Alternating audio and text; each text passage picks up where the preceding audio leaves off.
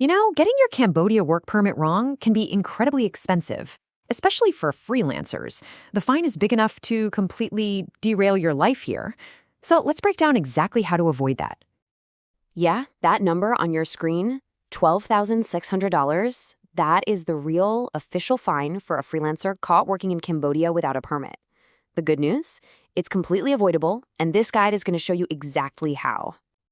So here's what we'll cover. We're going to break it down into 4 simple parts.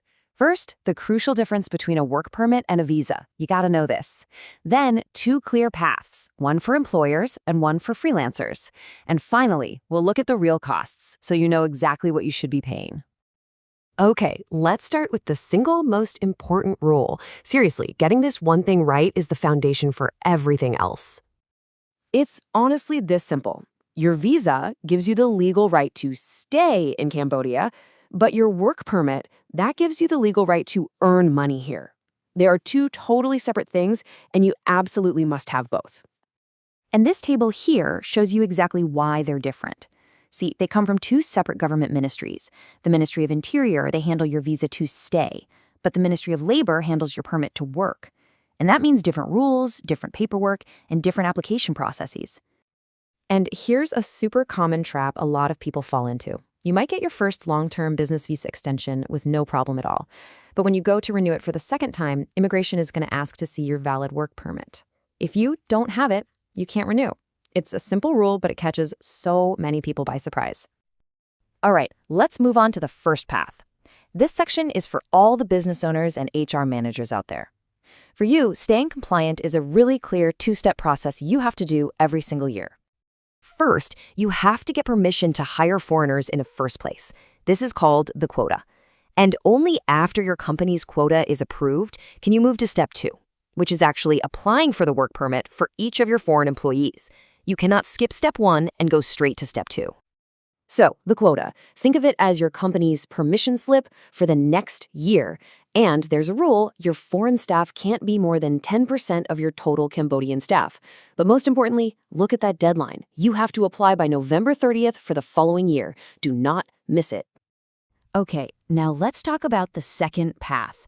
And this is for all the digital nomads, remote workers, and self-employed people in Cambodia.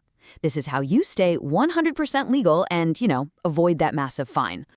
Let's just clear up the most dangerous myth right now.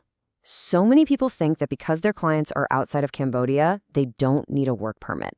This is completely 100% false. If you are living here and earning an income, the law says you are working here, period. And this is the consequence of that misunderstanding. The Ministry of Labor is crystal clear. If you're self-employed, you must have a work permit. Not doing it leads directly to that $12,600 fine. So what's the solution? Is it super complicated? Not at all. It's actually pretty simple. You just need to create a legal business entity so you can employ yourself. And the fastest, easiest, and cheapest way to do this is by registering a sole proprietorship. And here's exactly how it works in 3 steps. First, you go to the Ministry of Commerce's online portal. It's called CambDX, and you register your business. Once that's approved, you go to the Ministry of Labor's portal, FWPMS, and you create a specific self-employed account. Then you just upload your documents and apply. And the documents you'll need are very straightforward. Just your passport, a photo, a health certificate from a clinic, and the most important one, the patent tax certificate you get after you register your new business. That's pretty much it. All right, let's move to the final section, money. We're going to compare the real government fees against what you might pay an agency. And trust me, knowing the difference can save you a whole lot of cash. So take a look at these numbers. The official government fee for a work permit is somewhere between $130 and $175.